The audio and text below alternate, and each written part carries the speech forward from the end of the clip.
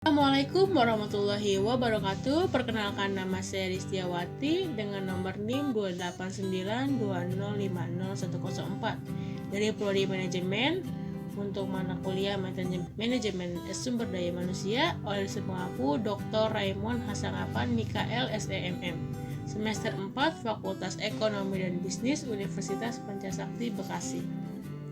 Video kali ini dibuat bertujuan untuk memenuhi salah satu tugas UTS dari mata kuliah Manajemen Sumber Daya Manusia oleh dosen pengampu Dr. Raymond Hasangapan Mikael SEMM. Video kali ini akan membawakan materi tentang desain dan analisis pekerjaan. Materi pembahasan. Pada video kali ini akan kita pelajari yang pertama ada pengertian desain pengerjaan, yang kedua unsur-unsur desain pekerjaan, yang ketiga ada teknik-teknik desain pekerjaan, yang terakhir ada pengertian analisis pekerjaan dan teknik analisis pekerjaan. Pengertian desain pekerjaan.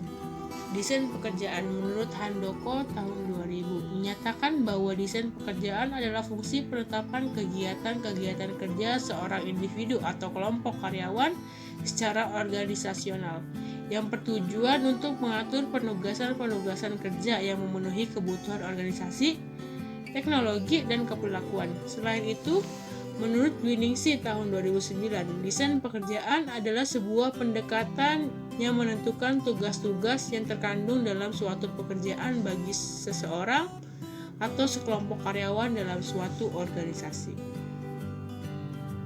Konsep dan peran desain pekerjaan. Spesialisasi sumber daya manusia harus mempunyai pemahaman tentang desain pekerjaan.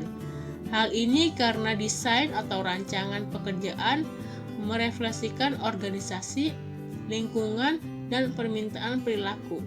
Perancang-perancang desain pekerjaan mengambil elemen-elemen ini sebagai pertimbangan dan mencoba untuk menciptakan pekerjaan yang merupakan gabungan antara kepuasan dan produktivitas. Bagaimana masing-masing elemen dari rancangan pekerjaan mempunyai maksud agar pekerjaan tersebut mempunyai kekurangan dan kelebihan dalam kepuasan bila dibandingkan dengan yang lain. Produktivitas dan kepuasan tenaga kerja memberikan umpan balik bagaimana sebaiknya pekerjaan itu dirancang. Jeleknya rancangan pekerjaan berpengaruh pada rendahnya produktivitas, perputaran karyawan, absensi, keluhan, sabotase, pengunduran diri, dan serikat kerja dan lain-lain sebagainya. Unsur-unsur desain pekerjaan. Unsur-unsur desain pekerjaan menurut Handoko 2001.33. Elemen-elemen desain pekerjaan adalah: yang pertama, elemen-elemen organisasional. Elemen-elemen organisasional merupakan elemen yang harus diperhatikan suatu organisasi dalam pembentukan atau desain pekerjaan. Elemen-elemen organisasional pada desain pekerjaan bersangkutan efisiensi, di mana efisiensi merupakan suatu pencapaian tujuan sesuai dengan pendanaan yang ditetapkan oleh perusahaan. Pekerjaan-pekerjaan yang dirancang secara efisien mendorong pegawai yang mampu dan termotivasi untuk mencapai keluaran yang maksimal. Perhatian akan efisiensi ini telah dimulai sejak munculnya manajemen ilmiah. Yang kedua, elemen-elemen lingkungan. Handoko 2001.35 menjelaskan bahwa elemen-elemen lingkungan merupakan aspek kedua dalam desain pekerjaan. Para perancang pekerja tidak dapat mengabaikan pengaruh lingkungan eksternal. Elemen-elemen lingkungan pokok dalam desain pekerjaan adalah kemampuan dan tersedianya para pegawai potensial serta pengharapan sosial. Pertimbangan efisiensi harus diselaraskan dengan kemampuan dan ketersediaannya pegawai yang akan melaksanakan pekerjaan. Yang ketiga ada elemen-elemen keperilakuan. Menurut Handoko 2001.36, elemen-elemen keperilakuan perlu mempertimbangkan beberapa aspek dalam desain pekerjaan, yaitu yang pertama ada otonomi. Otonomi mempunyai pengertian bahwa melaksanakan tugas-tugas dan tanggung jawab atas pekerjaan. Seorang pegawai diberikan wewenang untuk mengambil keputusan yang dibutuhkan dalam bidang tugasnya. Yang kedua ada variasi. Variasi pekerjaan sangat dibutuhkan oleh pegawai dalam melaksanakan tugasnya. Dengan variasi pekerjaan yang baik, maka tingkat kebosanan dalam melaksanakan tugas akan dapat ditekan. Yang ketiga ada identitas tugas. Identitas pekerjaan merupakan ciri-ciri, jenjang atau tingkatan dan klasifikasi dari suatu pekerja. Bila pekerjaan tidak mempunyai identitas yang jelas, maka para pegawai akan kurang merasa bertanggung jawab atas pekerjaannya. Hal ini berarti bahwa kontribusi atau sumbangan atau hasil pekerjaan para pegawai tidak tampak dengan jelas, sehingga kepuasan kerja dapat menurun. Dan yang terakhir ada umpan balik. Bila pekerja-pekerja yang dilaksanakan pegawai memberikan umpan balik tentang seberapa baik pelaksanaan pekerjaan mereka, maka para pegawai akan mempunyai pedoman dan motivasi untuk melaksanakan pekerjaan dengan lebih baik.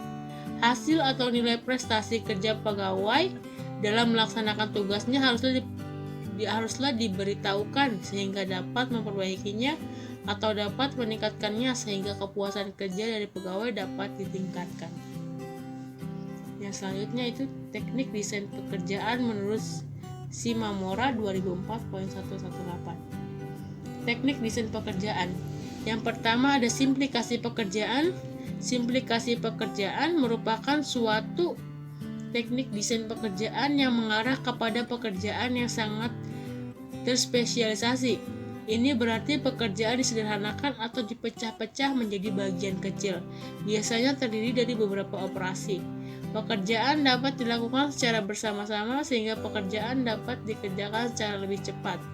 Resiko simplikasi pekerjaan adalah bahwa pekerja-pekerja bisa menjadi terspesialisasi sehingga menimbulkan kebosanan yang tinggi.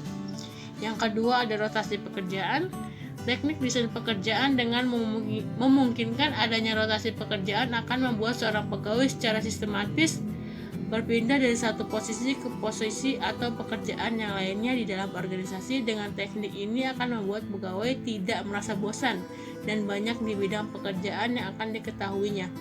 Namun tingkat produktivitas akan rendah. Hal ini disebabkan karena para pegawai yang baru pindah ke pekerjaannya yang baru akan terlebih dahulu menyesuaikan diri dan memahami pekerjaannya.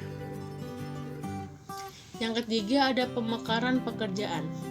Pemekaran pekerjaan merupakan suatu teknik desain pekerjaan dengan mengadakan perluasan kerja. Perluasan kerja merupakan kebalikan dari simplikasi pekerjaan, di mana pekerjaan diperluas sampai pada tingkat di mana bagian-bagian yang berkaitan erat dan saling mendukung diselesaikan oleh seorang pegawai atau bagian. Hal ini sangat mengurangi tingkat kebosanan dan akan meningkatkan kepuasan kerja. Yang keempat ada pemerkayaan pekerjaan. Pemerkayaan pekerjaan merupakan penambahan tugas dan tanggung jawab dari para pegawai.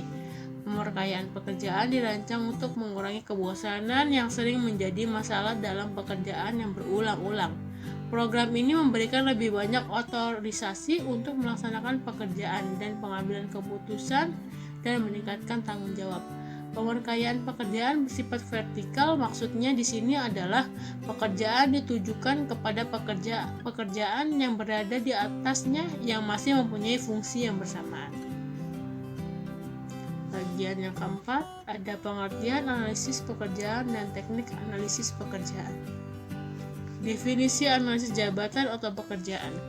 Analisis jabatan atau pekerjaan adalah suatu proses untuk menjelaskan macam dan sifat pekerjaan atau jabatan dan mengidentifikasikan persyaratan sumber daya manusia yang diperlukan untuk jabatan itu.